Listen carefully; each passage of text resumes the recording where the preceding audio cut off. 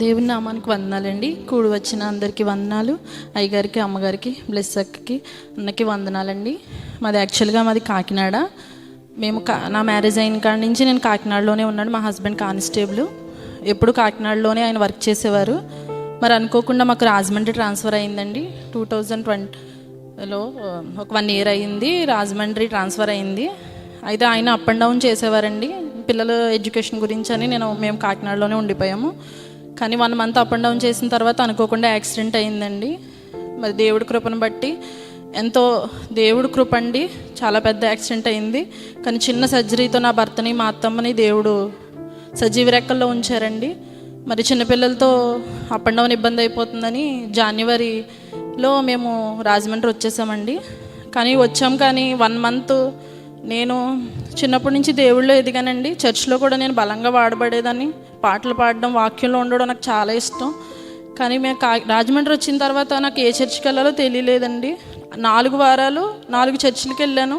ఏ చర్చిలోకి వెళ్ళినా నాకు వాక్యం అసలు అర్థం కావట్లేదు. నేను తిరిగి మా హస్బెండ్ని, మీరు అప్ అండ్ డౌన్ చేయండి, నేను మళ్ళీ కాకినాడ వెళ్ళిపోతాను పిల్లల్ని తీసుకుని. నాకైతే అసలు దేవుళ్ళో ఉన్నట్టు లేదు. వాక్యం వినడానికి కూడా అర్థం కావట్లేదు నాకు. అని నేను చాలా బాధపడి ప్రార్థన చేసుకున్నాను. అప్పుడు అనుకోకుండా పాపకి టైఫాయిడ్ వచ్చిందండి. ఇవన్నీ ఆలోచించి నేను వెనక్కి వెళ్ళిపోదామని ఆలోచించుకున్నప్పుడు మరి మా కజిన్, మా అత్త మా ఇంటికి వచ్చారు మా పాపను చూడడానికి. వచ్చి వాళ్ళు సండే వచ్చారండి, March 5th. పాపకు అప్పుడు ఫుల్ ఫీవర్ ఉంది. అది చర్చికి ఎక్కడికి వెళ్తున్నామమ్మా అంటే నాకు ఏం తెలియట్లేదు అత్త, నేను ఎక్కడికి వెళ్ళాలో తెలియట్లేదంటే మేము వెస్లియన్ వాళ్ళ చర్చికి వెళ్తున్నాము రామ్మా అన్నారు. నాకు టైం పడుతుంది అత్త, పిల్లలు ఇంకా రెడీ అవ్వలేదంటే కాదమ్మా నేను వెయిట్ చేస్తాను. తీసుకొచ్చారండి. ఆ రోజు March 5th నేను ఈ సన్నిధానంలో అడుగు పెట్టాను. మరి ఆ సండే నుంచి ఈ సండే వరకు నేను ఒక్క ఆదివారం కూడా మిస్ అవ్వలేదండి. నాకు ఆ సండే వచ్చినప్పటి నుంచి నాకు తెలియని ఆనందం అండి. నేను రాజమండ్రిలోనే ఉంటాను. నేను ప్రతి ఒక్కరికి చెప్తున్నానండి, దేవుడు గొప్ప సంఘాన్ని నాకు ఇచ్చాడు. మేమెవరో తెలియకపోవచ్చు, కానీ దేవుడికి తెలుసండి. చాలా ఆత్మీయంగా ఆ డోర్లో ఎంటర్ అవుతుంటేనే తెలియని ఆనందం అండి. ఈ సన్నిధిలోకి వస్తుంటే అంత గొప్ప సన్నిధి నాకు దేవుడు ఇచ్చాడు ఇక్కడ. నిజంగా అందును బట్టి నేను దేవుడికి వేలాది వందనాలు చెల్లించుకుంటున్నానండి.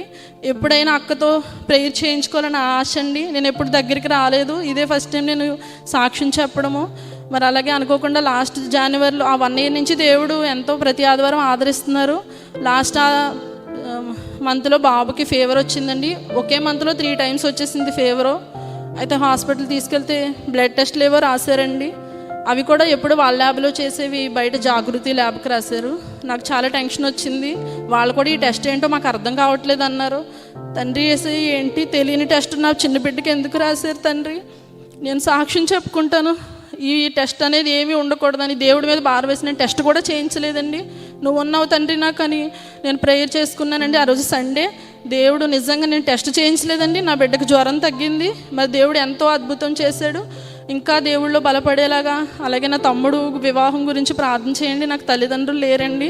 నా తమ్ముడు బాధ్యత కూడా నాదే అండి. నా తమ్ముడు తల్లిదండ్రులు ఇలా అవ్వడం వల్ల దేవుళ్ళని తప్పిపోయాడు.